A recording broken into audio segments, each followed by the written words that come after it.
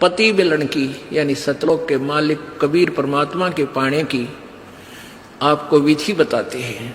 सुन आत्मा चितला के और सतपुरुष से कर ले सगाई, गुरु बिचौला बना के आप जी की सगाई करवा दी इस दास ने सत्य पुरुष से सभी की। और सगाई होगी तो ब्याह भी होगा, और ब्याह होगा तो पति के घर भी जावांगे। और जिनका कितने सगाई ना कुछ सलसलाए नहीं है, वो तो कंवारी हैं, तो वो जाएंगी, क्योंकि वो तो यहीं रह जाएंगी, अभी यहीं रहेंगी। हाँ, लेकिन सभी को चाहिए कि अपना इस तरह प्रोसीजर अपनावें, यानी गुरु की शरण में आवे, परमात्मा से संबंध जोड़े, नाता जोड़े।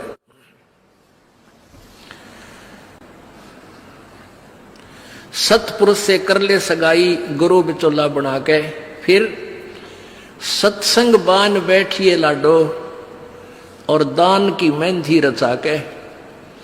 जैसे बान बिठाया करते हैं, 5-6 दिन बिठाया करते हैं, 6-7 दिन, तो परमात्मा कहते हैं वहां वो तेल चढ़वाता वो बान नहीं, इस सत्संग रूपी बान में यहां बान बैठो, यहां आओ, ये राम नाम का तेल चढ़ावांगे आपके, और फिर आपका रंग रूप निकल जाएगा, यानी आपके अंदर परिवर्तन आएगा। तो क्या कहते हैं, सत्संग बान बैठिए लाडो और दान की मेहंदी रचा के।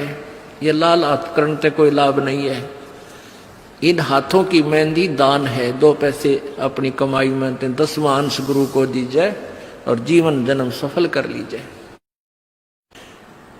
और 5 गहने पैर सुहागन, शील, संतोष, विवेक, दया, आधीनी, विनम्रता, और सतनाम की बिंदी लाके जैसे टिक्की लगाते हैं, कहते हैं तेरा मूल मंत्र ये सतनाम हो, ये सच्चा नाम 2 अक्षर का जिसमें एक ओम और एक तत् है, ये त्रिबिंदी हो, यानी तेरा ये खास सबसे पहले दिखाई दे कि ये सतनाम उपासी है। आत्मा परमात्मा को जब प्यारा लगेगा तू जब स्वीकार करेगा। और फिर क्या कहते हैं, प्रेम की लाली ला कै सुरता क्यों ना पति रिझावे है। ये लाल ओठ करने से कोई लाभ नहीं है, ये तो मूर्खा के काम है। पहले कोई भी ऐसी क्रिया अच्छे घरों की बहन बेटियां नहीं करते थे। इस नकली सी सिनेमा ने, इन टेलीविजनों ने ऐसा भट्ठा बैठा दिया कि सबको एक सत्र पर गली में ला खड़ा किया। गांव घर में ब्याह होता है, पहले कंजरी नाचा करती, हिजड़े नाचा करती, ये वैश्याएं नाचा करती थी। अब बहु अच्छे घरों की बहु बेटियां सरेआम गली में डांस करती हैं, ऐसा बूंदा लाल थोपड़ा करके। तो क्या ये अच्छे कर्म है? ये नहीं करना चाहिए। एक सभ्यता से रहना चाहिए। हम इंसान हैं। वो तो एक समाज का जो बिगड़ा हुआ रूप होता था वो इस तरह की बकवादें किया करते थे। तो ज्ञानहीनता, मर्यादाहीनता, निर्लज्जता इतनी बढ़ गई समाज में, इसको भी अब सेट करना है। तो कहते हैं प्रेम की लाली ला के, प्यार तो बोला सब बान भाइयां थे, सभी भक्तों से, समाज में वो भी कोई बगैर उपदेशी भी रिश्तेदार है, सबसे मृदु भाषा से प्रयोग करे, मीठा बोले, प्यारा बोले, ये तेरी लाली है, ये तेरे होठों की शोभा है। फिर कहते हैं जाप अजप्पा जप के अपना दहेज बना लिए। ओह, ये भक्ति की कमाई जो श्वास उस श्वास से ये अजप्पा जाप कहलाता है। कहते इसका जाप करके तू अपना ये दहेज बना, यानी धन जोड़ ले जो आगे लेकर जाना है। दहेज जो अपने पति के घर लेके जाना है। पहले एक कुरीति थी कि जो लड़की घना धन लेकर आती थी दहेज का, उसका आदर पूरा परिवार करता था। ऐसे हमारे हम भ्रमित थे, अज्ञानता थी।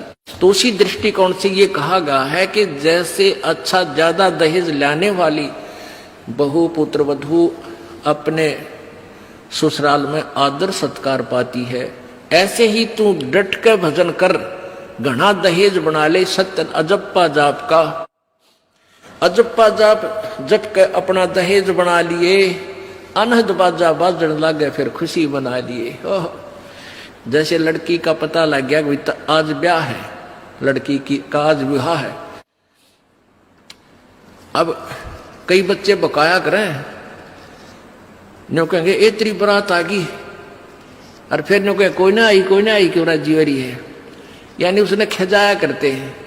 तो फिर वो लड़की सोच लेती है बांधन दे ले भौंके जाएंगे।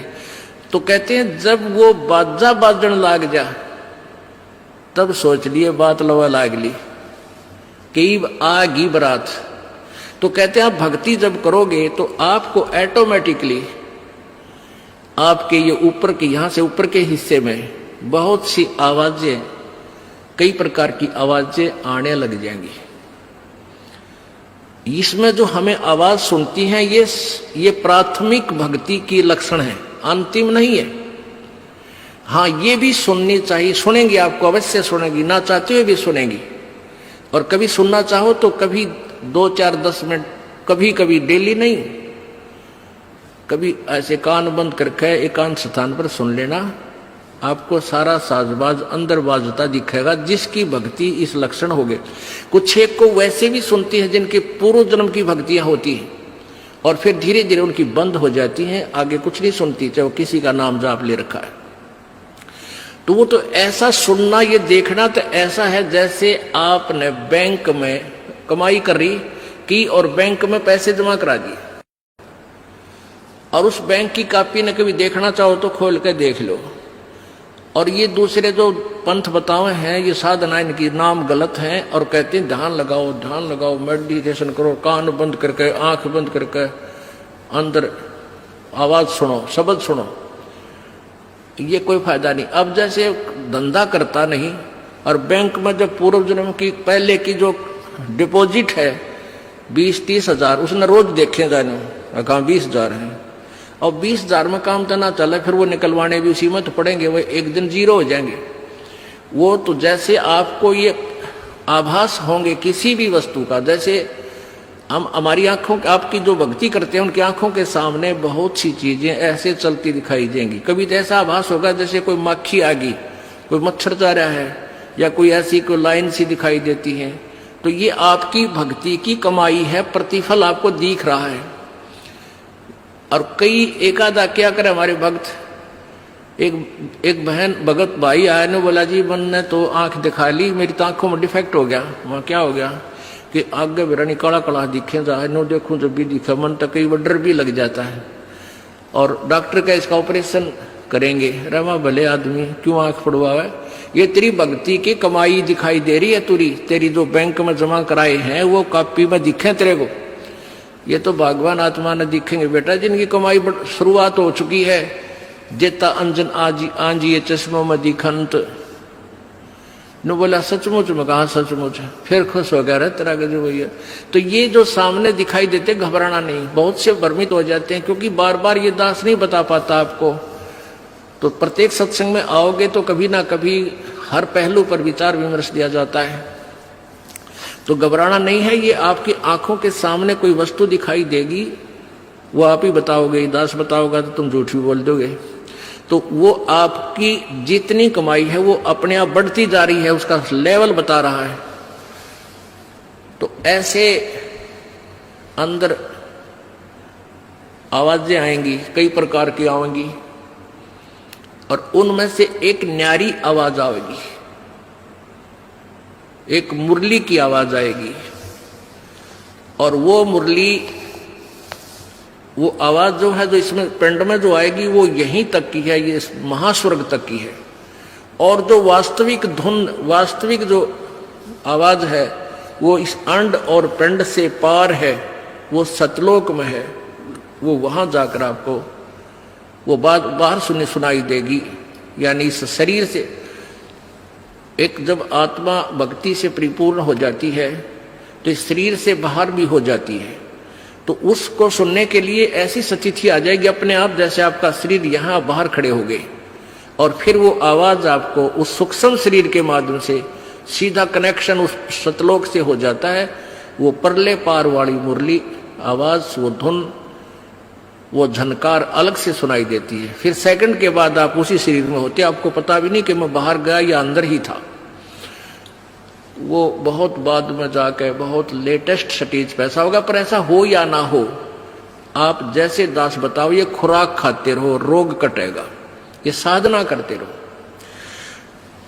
तो क्या बताया है, जाप अजप्पा जप के अपना दहेज बना लिए, और ये अनहद बाजा बाजन लागे फिर खुशी मना लिए। फिर मान लिए खान तेरी भक्ति चल पड़ी, निकट लागली बात आगे लेने, यानी बरात आगी। आवे बिरहा कबीर लेने खुश होकर चालिए, और प्रेम की बारिश होने लागे फिर मलमल नहा दिए। जैसे आपने कल सुना था, बिना प्रेम पावे नीचे करोड़ समाधि ला। होय होय। जैसे सूरज के आगे बदरा ऐसे कर्म छयारे, प्रेम की पवन करे चित मंजन झलके तेज नयारे। प्रेम की पवन, परमात्मा के प्रति इतना प्यार उमड़ उमड़ का अब आपके हृदय में रह रह के जरा सी बात मालिक की चले आंखें भरे आऊं आपकी, कुछ दिन में ऐसी स्थिति आ जाएगी। तो ये प्रेम की पवन चलेगी। जैसे सूरज के आगे बादल होते हैं तो सूर्य का प्रकाश निष्क्रिय हो जाता है, और जब हवा तेज चलती है बादलों को इधर उधर फेंक देती है तो सूर्य का प्रकाश जो का तो सामने चमक रहा होता है। ऐसे परमात्मा और अपने बीच में, आत्मा के बीच में पाप कर्मों का गरावा यानी बादल छाया हुआ है। इस प्रेम की यानी सब भक्ति जो क्रिया आपकी होंगी, दान करता आदमी को इतनी खुशी होती है, उस दिन कोई ठिकाना नहीं। और 10 रुपये चोरी कर ले, आत्मा खुश नहीं हो सकती, चाहे 20 लाख चोरी कर ले। और 10 रुपये, 20 रुपये, 1000 रुपये, 2000 रुपये आप दान करने की चेष्टा करते हो, पहले उमंग भर लेती है, और दान करे पाछो तो न्यारी खुशी होती है। तो ये तो क्या बताते हैं, ऐसे जो सब क्रियाएं आपसे कराई जा रही हैं, इनका उद्देश्य है कि आप में इतनी विनम्रता, इतना प्योर हार्टेड हो जाओ आप कि मालिक के प्रति जरा सी भी चर्चा चला आँखों में पानी आने लग जा, गदगद हो जा। कहते हैं प्रेम की पवन करे चित मंजन फिर झलके तेज नयारे। तो यहाँ क्या बताया है कि प्रेम की बारिश होने लगे फिर मलमल नहा लिए, यानी ये लक्षण बता रहे हैं एक भक्त में रह रहकर ऐसे लक्षण आ जाएंगे। एक बुढ़ा आवे मेरे पास, नाम ले रखा उन्होंने साल भर से। वो कहता है जी मैं नाम जपन लागू, मैं रोन लग जाऊं, मेरा रोना बंद कर दिया। राम तो रोना शुरू करवावा तो बंद करवाना है, ये तेरे भाग जा गिरे भले आदमी नो कहना शर्म आवे, लोग नो कहीं अच्छा आदमी नाम लेने लगे तो माई लोग की सुनेगा तुम्हारी सुनेगा नो बता। तो इसे ओपन कर्मी प्राणी है, बुढ़ा आदमी 65 साल का होगा, भगवान का नाम मिल गया, पिछले संस्कार से ही होता सारा कुछ। और ईब नो कह नाम लेने लग गो मैं तो रोने लग जाऊं। रे तेरा जी भगवान ये सब ने देसा रोना हमारे भगता ने, आँखें में पानी आवे, मालिक की चर्चा हो, ना द्वेष हो, ना राग उठे, ना कोई चोरी करने जी करे, ना कोई जारी करने जी करे, ना बुराई मन में आवे, ये ऐसा जो धुन लग जा। फिर कहते हैं सार शब्द का सुरमा गा लिए जब पति न भावे। सार शब्द यानी जो असली मंत्र आपको दिया जाएगा वो सुरमे जैसा होगा, वो एक न्यारी आपकी जो है ना पहचान बनेगी, उस पर न्यारी जो है ना अलग से आपकी एक और सुंदरता बनेगी, यानी परमात्मा को आप और उस मंत्र सहित और अच्छे लगोगे जिनके पास ये तीनों मंत्र होंगे। कहने का भाव ये, आदिन्नी की मांग बरा ले तो चलिए नाड़ झुका के, विनम्रता अभिमान खत्म हो, विनम्रता आवे, और सबके साथ प्यार से बोले, आकड़ नहीं पाड़े, ये लक्षण हो जाने चाहिए आपके अंदर। आदिन्नी की मांग बरा ले, ये जो मांग आप सिंदूर डालते हैं ये आदिन्नी तेरी मांग है, और चलिए नाड़ झुका के, यानी नम्रता से रहना, नाड़ झुका के चलना, नम्रता से पेश आना। और संत समागम बरात तेरी तन ले जावेगा ब्याह के। अब ये सत्संग रूपी बारात है, आत्मा को यहीं से श्रृंगारा जाता है, यहीं से इसको तैयार किया जाता है, ज्ञान सुनाया जाता है। तो ये परमात्मा सत्संग में आने वाली आत्मा ही परमात्मा के पास जाएगी, यानी ये बरात वाले ही बरात ही समझो उस मालिक की। संत समागम बरात तेरी तन ले जावेगा ब्याह के, सुरत नृत है डोली तेरी। सुरत और नृत ये आत्मा इनके साथ चलेगी, और बैठ सुन शिखर में जाकर यानी सतलोक में जाकर बैठ गया। और मकर तार का खेल कांगना अलल ध्यान दचा के।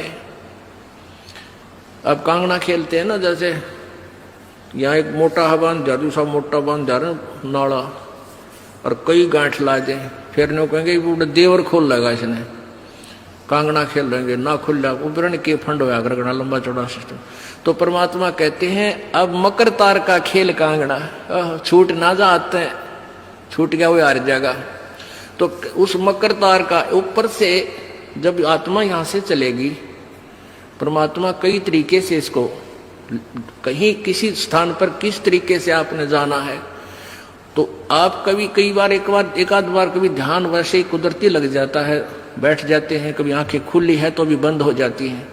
और कई बार ऐसा होगा कि एक मकड़ी के तार जैसा आपको लंबा स्ट्रेट बहुत, उसका कोई और छोर आप नहीं देख सकोगे, ऐसा तार सा नजर आएगा, उसको मकर तार कहते हैं। उसके साथ लग के आत्मा जैसे मकड़ी उस तार को पकड़कर ऊपर चढ़ जाती है, ऐसे वो मकर तार का आपको दिखाई देगा जब चलेगी यहां से आत्मा संसार छोड़ के। तो एक मकर तार का मार्ग आपको मिलेगा, उसके साथ चलना, उसको छोड़ना नहीं, तो उधर नहीं जाना, नहीं तो मार खा जाएगी। तो ऐसे ही वो कांगड़ा खेलते हैं, जब दोनों और दाव लगा देते हैं, तू खोल गया तो तू हार गया, हारगी। तो ऐसे अपने अपनी जबरदस्ती से उसको पकड़ लेना है, उस मकर तार के, उस मकर तार को। मकर तार माने मकड़ी का तार। ऐसा एक रास्ते में आपको ये गाइडलाइन होगी कि इसके साथ साथ चल, भ्रमित ना होना। सतलोक जाने के लिए वो कुछ समय कुछ स्थान तक मकर तार है, उसके बाद फिर परमात्मा का अलग से मार्ग है। सुरत नृत्य है डोली तेरी, बैठ सुन शिखर में जाके, मकर तार का खेल कांगना अल्लल ध्यान दचा के। ओए होए, एक एक वाणी का आधा हिस्सा भी इतना जबरदस्त भर रखा भगवान ने। अब अलल पंख, अलल ध्यान दचा के, एक अलल पक्षी होता है, उसको अनल भी बोलते हैं। अनल, अनल माने वायु, यानी वो आकाश वायु में ही रहता है, ऊपर नीचे नहीं आता। वो अंडे भी ऊपर ही दे देती है, वो अलल पक्षी मादा, और उन अंडों को हवा में छोड़ देती है, और ऐसे स्थान पर अंडे देती है, पैदा करती है कि नीचे केले के बन हो, केले के बन। तो केले कैसे फंसे रहा कर, केले के बना बनो आपस में बहुत लंबे लंबे बढ़ जाते हैं। तो वहां आकाश से वो अलल पक्षी बहुत लंबा चौड़ा होता है, वो कम से कम भी सैकड़ों फुट लंबा और 50 फुट की चौड़ाई होती है। इतने बड़े बड़े पर होते हैं उसके, बहुत जबरदस्त लोहे के तौ की तरह, और पंजे होते हैं जैसे नो चमटिया की तरह, खुर जैसे बहुत जबरदस्त नाकुल्ले, बहुत मजबूत, और 4 पैर होते हैं उसके, पक्षी होता। तो वहां से अंडे छोड़ देती है भगवान हवाला है। अंडे नीचे आते हैं हवा की घर्षण से, वो परवरिश को यानी वो पक जाते हैं। और केले के अच्छे भारा भारा अंडे होते हैं, वो 2-2 दड़ी के, और ऊपर तो 1-1 दड़ी के, 5-5 किलो के, और ऊपर तो आते ही वो केलों के पत्तों पर आकर गिरते हैं। उन केलों को तोड़ते हुए सपीटते नीचे आते हैं। तो केलों पर गिरने से, उन केले पर गिरने से, उन पेड़ों पर, तो उसकी स्पीड कम हो जाती है, और तो केले को तोड़ता हुआ वो आसानी से आकर नीचे पड़ता है, और पड़ के फूट जाता है, उसमें से बच्चा निकल जाता है। वो बच्चा वहां फिर उस वन में घूमता है, फिरता है, चारा चरता है, और फिर कुछ दिनों में वो उड़ने लग जाता है, यानी परिपक्व हो जाता है, वो प्रफुल्लित हो जाता है, और वो उड़ कर देखता है, काफी दूर तक उड़ता है, फिर वापस आ जाता है, 1-2 साल तक वही रहता उस वन में। उन पक्षियों के साथ भी घूमता, अपने मित्रों के साथ जो दूसरे पक्षी होते हैं, अन्य जीव जंतुओं के साथ भी घूमता है, लेकिन उनमें उसकी मित्रता नहीं रहती है, क्योंकि उसको पता होता है कि मेरे माता पिता ऊपर हैं, यहां नहीं है। पुण्यात्मा, ये बहुत ही उत्तम ज्ञान है और छुपा हुआ ज्ञान था, ये तत्व ज्ञान है। इसको समझाने के लिए बहुत से उदाहरण आपके समक्ष पेश करने पड़ते हैं ताकि आत्मा अपने परमात्मा की तरफ आकर्षित हो जाए। आपने कैसे रहना इस संसार में, ये अलल पंखी के अलल पक्षी के बच्चों की तरह। अब वो यहाँ आए, यहाँ आसपास उस वन में पक्षी पशुओं के साथ रह रहे हैं, लेकिन उन एक पल भी वहां जाने को नहीं बोलते कि एक बार हम उड़न जोगे हो जावा, उसी दिन भाग जावांगे यहाँ से, हम जवान हो जावें तो उसी समय चल पड़ेंगे। तो जब वो युवा हो जाते हैं और खूब उड़ने योग्य हो जाते हैं तो चलते समय कहते हैं 5 हाथियों को वो पक्षी अलल पक्षी ऐसे लटका, क्योंकि उन केड़ों के वन में हाथी के भी झुंड के झुंड होते हैं, वहां होते थे पहले समय में, मतलब बने ना रहे, तो वहां झुंड के झुंड हाथी होते हैं, नो एक दूसरे के सट कर चला कर सैकड़ों की संख्या में, कई झुंड है। तो वो अलल पक्षी उनके ऊपर झपट्टा मारता है और उसके इतने तेज वो होते हैं 1.5 फुट के पंजे, और उनको ऐसे फंसा लेता है चारों हाथियों को, 4 हाथियों में, 5 और 5वें ने नोक मुंह के साथ। कहते 5 हाथियों को उठाकर वो अलल पक्षी आकाश में चला जाता है अपने माता पिता के पास, और फिर उनका आहार लेकर जाता है, वो आहार उससे उनसे करते हैं। तो अब आप यहाँ आए हो अलल पक्षी की तरह ध्यान रहे, एक पल भी वो पक्षी का बच्चा अपने माता पिता को नहीं भूलता कि मैं यहाँ का नहीं हूं, मेरे तो ऊपर है माता पिता, और जब मैं यहाँ से जब जाने जोगा हो जाऊंगा 1 मिनट में चल पड़ूंगा।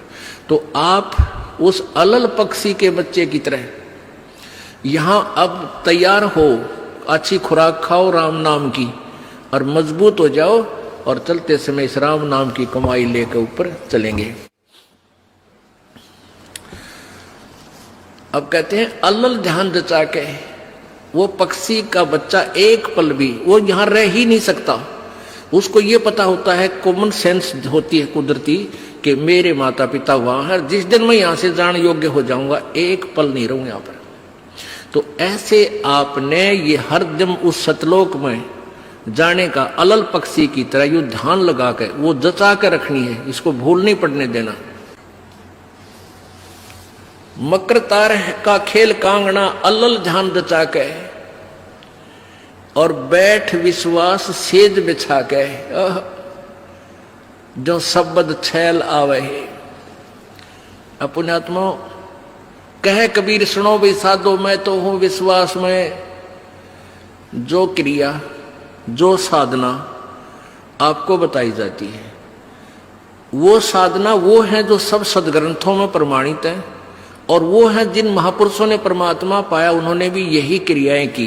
तो आप एक विश्वास रूपी सेज पे, जैसे दुल्हन होती है अपने पति के इंतजार में वो बैठ जाती है, तो ऐसे ही कहते तू अपना विश्वास रूपी सेज बिछा के इंतजार कर उस परम पिता के आने की। विश्वास तेरी सेज है, यानी तेरा विश्वास है तो मालिक आवेगा, और विश्वास नहीं है तू ही वहां से चला गया कि तो फिर पति कहां मिलेगा। कहने का भाव ये है कि डगमग नहीं होना है, अपना विश्वास दृढ़ रखना, जो बताया गया ये विधि और यही भक्ति आपको परमात्मा मिलाएगी। यानी शब्द छैल का अर्थ है वो अविनाशी परमात्मा, शब्द अर्थ अविनाशी को कहते हैं। अविनाशी परमेश्वर तेरा पति तुझे वहां लेने आएगा, और इस प्रकार हम परमात्मा पाएंगे। बोलो सतगुरुदेव। परम पिता परमेश्वर सर्व सृष्टि रजनहार कुल मालिक कबीर देव कबीर साहब अल्लाहु अकबर, ये वो समर्थ परमेश्वर हैं जो इस प्राणी को काल के जाल से छुटवा सकते हैं। ये वो समर्थ परमेश्वर हैं जिसके विषय में चारों पवित्र वेद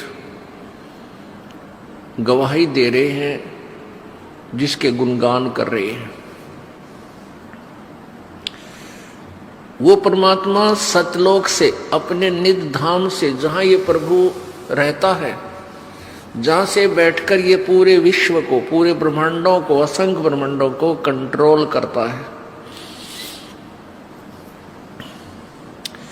उस सतलोक से चलकर ये परमात्मा पृथ्वी लोक पर इस काल के लोक में आता है। अन्य लोकों में, अन्य द्वीपों पर भी ये परमात्मा जाते हैं। ये परमेश्वर चारों युगों में आते हैं। सतयुग में इनका एक नाम सुप्रसिद्ध रहता है, वो सत सुकृत होता है। और त्रेता युग में ये ऐसे ही प्रकट होते हैं, स्वयं आते हैं, किसी माँ से जन्म नहीं लेते। त्रेता युग में इसी परमेश्वर का नाम मुनिंदर ऋषि होता है, मुनिंदर जी। और द्वापर युग में ये परमात्मा जब आते हैं, सहस्रीर आते हैं, सभी युगों में सहस्रीर चले जाते हैं, उसमें इनका नाम करुणामय होता है, करुणामय। और कलयुग में ये परमात्मा जब आते हैं, इनका नाम कबीर ही सुप्रसिद्ध रहता है। ये वही परमेश्वर हैं जो बनारस में अर्थात काशी शहर में भारतवर्ष की पवित्र भूमि पर एक जुलाहे की भूमिका की और फिर सहशरीर आए थे, सहशरीर चले गए थे। ये वो परमात्मा है जो जुलाहा नाम से प्रसिद्ध थे, धानक कबीर, जुलाहा कबीर। और सुप्रसिद्ध कवियों में से भी एक सुप्रसिद्ध कवि की उपाधि भी इन्हें प्राप्त थी। और यही प्रमाण चारों पवित्र वेद देते हैं कि वो परमात्मा अपने सतलोक से चलकर आता है और यहाँ अपनी श्रेष्ठ आत्माओं को मिलता है, प्यारी आत्माओं को, विशेष श्रेष्ठ आत्माओं को, दृढ़ भक्तों को मिलता है, अपने तत्व ज्ञान से परिचित कराता है और वो उनको अपना एक एविडेंट ना रूप में